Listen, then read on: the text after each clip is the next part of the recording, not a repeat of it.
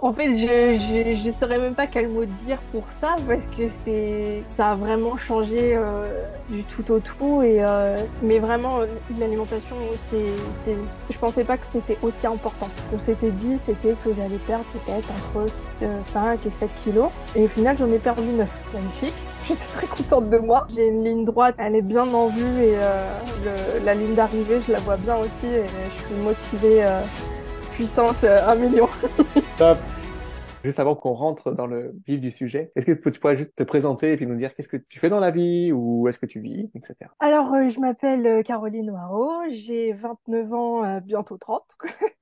Je vis à Bois-Colombes, dans le Mhm. 92, donc en Île-de-France. Je suis là actuellement agent immobilier. À côté, je suis freelance et je fais du web design. C'est un à côté pour en fait mettre en place plein de projets que j'ai en tête, dont l'écriture. Juste avant, si on remonte un petit peu dans le passé, Caroline, on s'était parlé, c'était fin d'année 2022, Ouais, ouais, c'était en novembre, novembre, fin novembre novembre. 2022. Justement, il y a eu déjà plusieurs enjeux que tu vivais de ton Ouais. côté. Est-ce que justement tu peux partager à ce moment-là, c'était quoi la différence par rapport à aujourd'hui? Qu'est-ce que tu vivais, les enjeux, les problématiques? Alors, les problématiques, moi d'abord, c'est ma santé, que j'ai un syndrome des ovaires polykystiques et j'ai une endométriose qui sont assez sévères. Donc, du coup, ça me pose quand même pas mal de problèmes au quotidien. J'avais eu une énorme perte de confiance en moi à ce niveau-là. Je suis sortie d'une très grosse dépression qui m'a pris énormément aussi. Et en fait, je pense que pendant un long moment, je me suis juste perdue. Et du coup, bah, tout ça, ça engendre énormément de conséquences sur la confiance en soi, sur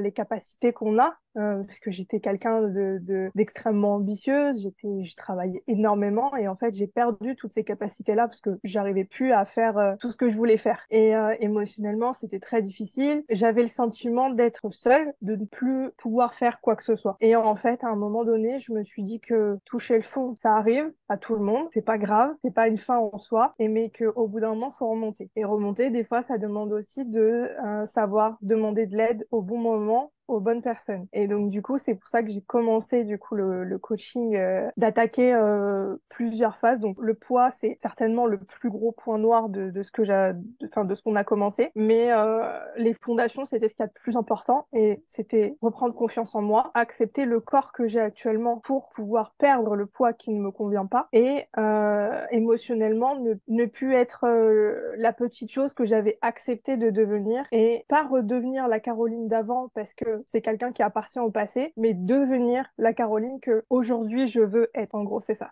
C'est fou, et si on regarde justement, on fait une avance rapide, ce saut de 7 8 mois, alors on tourne cette vidéo justement ensemble. Qu'est-ce qui a changé dans cette Caroline 2.0? Ce qui a changé, c'est plus souriant. Déjà, ça c'est un gros point, parce que c'est quelque chose que je faisais beaucoup avant et que j'avais beaucoup perdu. Une énorme reprise de confiance en moi. Ce qui était le plus flagrant, c'est la manière dont je m'habillais. J'avais tendance à me cacher, à mettre des vêtements très sombres, parce que j'avais peur du regard des autres. Et en fait, le fait de reprendre confiance en moi, bah, je m'en fous littéralement, en fait, du regard des autres maintenant sur moi. Même si j'ai pas encore la silhouette que j'aimerais avoir, je me sens bien dans mon corps, je l'accepte totalement. Ça a changé beaucoup de choses aussi sur la partie émotionnelle. Et en fait, c'est vraiment ces deux points-là. C'est la confiance en soi et la partie émotionnelle qu'on a vraiment, vraiment retravaillé. Et maintenant, avant, j'avais l'impression que c'était juste une petite brindille qui soutenait toute la maison.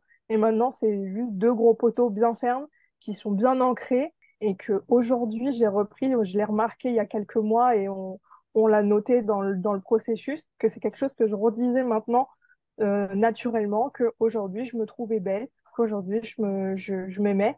Et en fait, ça, c'est quelque chose de vital au final pour réussir, je trouve, le parcours. C'est super ce que tu partages, Caroline. Puis justement, on voit que tu vibres une autre énergie par rapport à nos premiers échanges. On parle ça l'année passée. Tu parlais de couleurs sombres, etc. Là, on voit que tu es pétillante. On voit justement de prioriser, oui, son bien-être, mais son état d'esprit. Bah, ça a permis déjà d'avancer. Où est-ce que tu en es aujourd'hui? Est-ce que tu es fier quand tu regardes juste déjà les derniers mois passés? Je suis très très fière parce que j'avais vraiment peur du processus. C'est que j'avais tellement peur d'abandonner, de me dire que je serais pas assez forte, que j'aurais pas les épaules pour. Et c'est quelque chose que j'ai souvent entendu à cause de ce que j'ai traversé, que ce soit professionnellement ou émotionnellement. Et c'est quelque chose dont j'avais peur. Et au final, je me suis prouvé à moi-même que j'étais plus forte que ce que les gens pouvaient dire de moi, que j'étais plus forte que ce que je pouvais penser de moi, parce qu'au final, notre premier ennemi, c'est nous-mêmes. Et je me suis vite rendu compte que,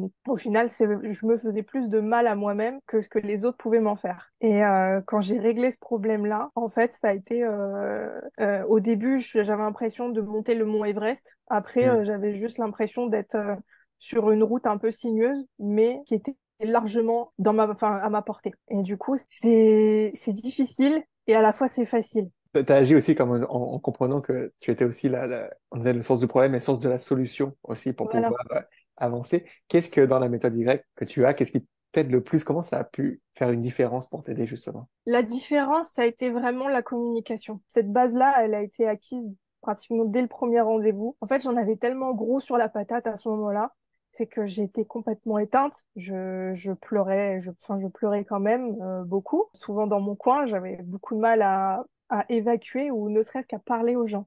Et en fait, Angela, ça a vraiment été une bouffée d'air frais et une porte ouverte pour moi parce que je me suis dit, elle n'est pas là pour me juger, elle est là pour m'écouter et m'aiguiller.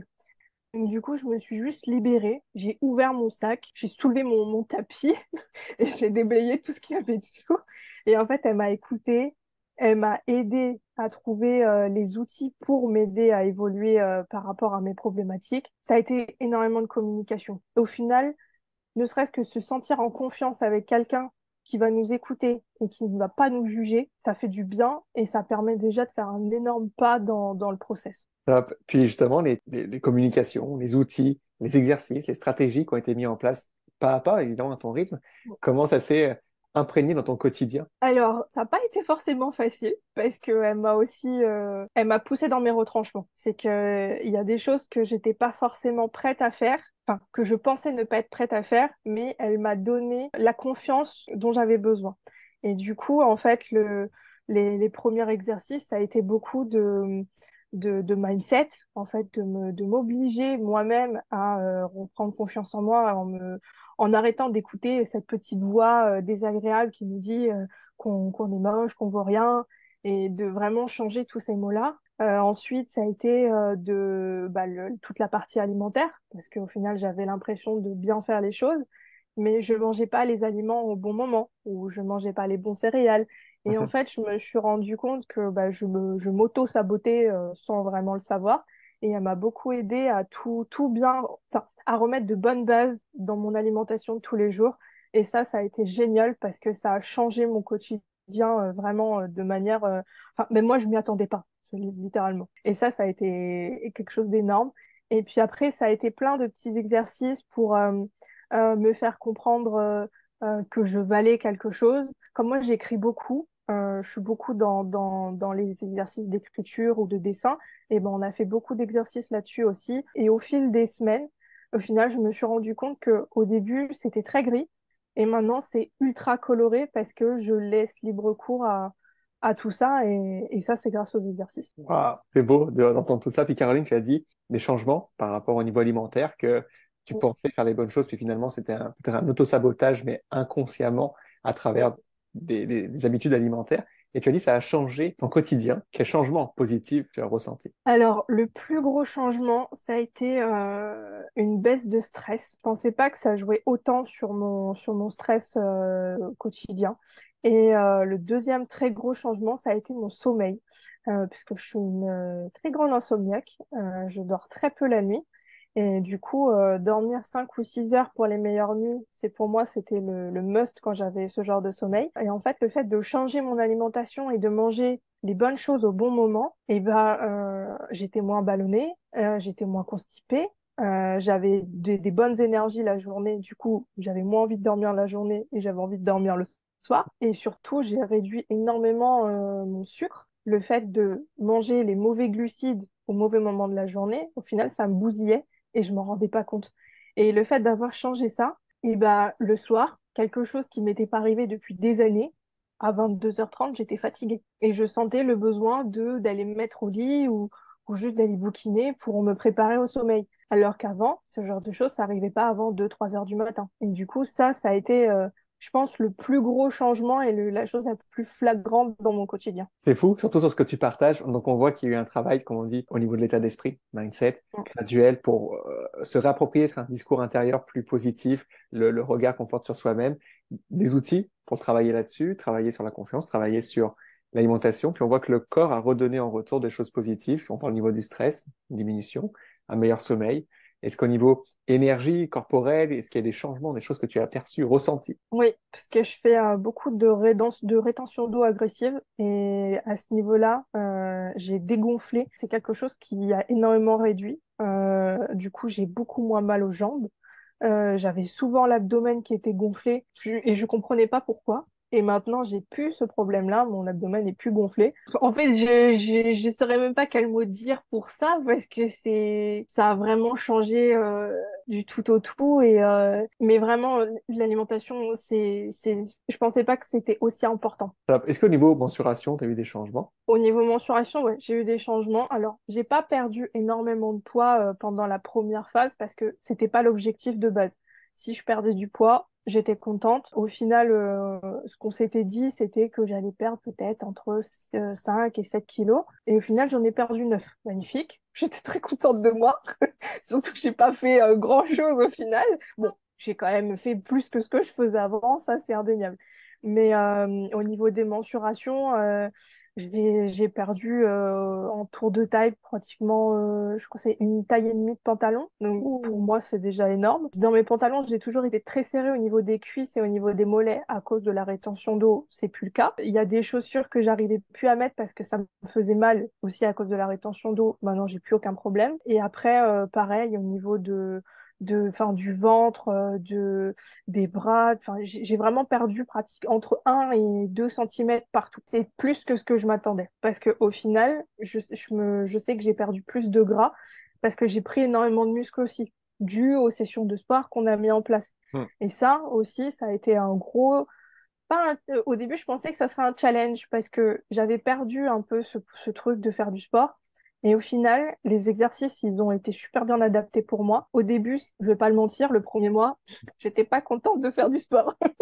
Mais au final, au bout d'un moment, j'ai commencé à prendre du plaisir et ça me faisait du bien en fait de le faire parce que après, derrière, c'était pas comme j'avais avant où j'avais l'impression d'avoir passé 1 heure de souffrance.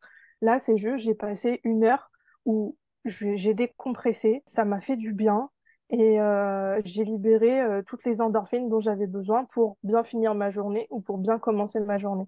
Et c'est devenu quelque chose de routinier qui, au final, maintenant, si je le fais pas, me manque. Mhm. Donc ça s'est inscrit dans cette nouvelle identité on dit Caroline 2.0, dans tes Ouais. habitudes que tu construis. Est-ce que justement tous ces changements, ça a eu un impact pour les personnes qui vivent ton entourage, proche, ta famille? Est-ce que ça a eu un impact positif autour de toi? Ça a eu un très bon impact, surtout au sein du foyer, pour mon compagnon, parce que, il souffrait beaucoup de me voir aussi éteinte.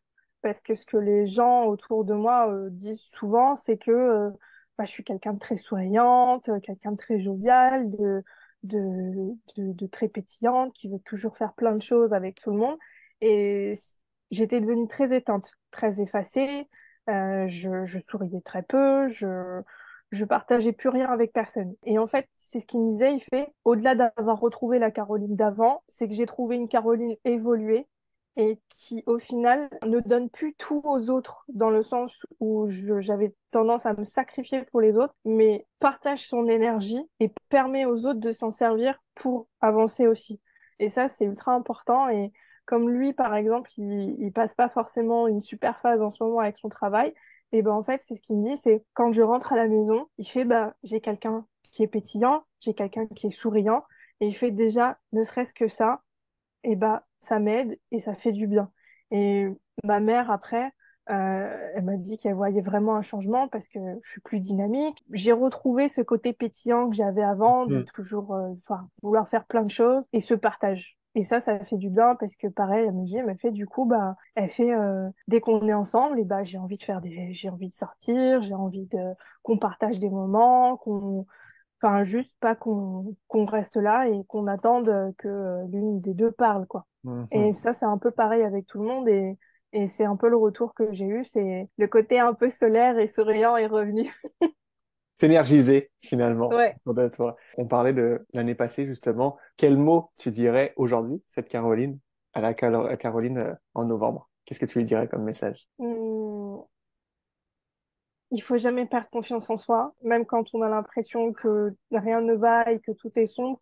Ben, en fait, il y a une petite flamme à l'intérieur. Elle est là, elle vibre, et en fait, elle a juste envie de s'exprimer et que, accompagnée des bonnes personnes, et ben, on peut arriver à faire de belles choses et de grandes choses.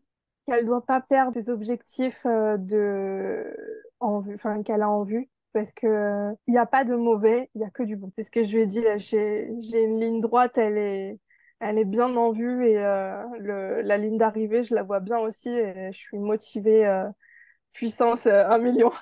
Aujourd'hui, j'ai réussi déjà parce que enfin, j'ai décidé d'y arriver et je suis fière de mon parcours.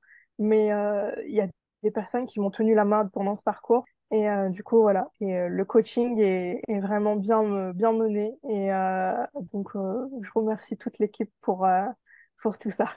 Caroline, un grand merci encore une fois pour ton partage. Toi aussi, tu inspires beaucoup de personnes. Il y a des personnes des fois qui regardent sans dire, sans mettre des j'aime ou autre, mais quand ils voient des personnes comme toi qui vibrent une belle énergie, ça peut les motiver. Bravo pour l'exercice. Est-ce que tu as aimé notre échange? Oui, c'était agréable et puis je pense que c'est important de parler de ce qu'on a traversé et des étapes qu'on a franchies. Et si, comme les autres femmes avant, je peux, avec un petit témoignage de ma part, aider, bah je fonce et je dis oui, il n'y a pas de souci. On termine avec le signe Y. Yes! Caroline. Un grand merci pour tout ton partage. Je pense que ça va résonner chez beaucoup de personnes. J'espère.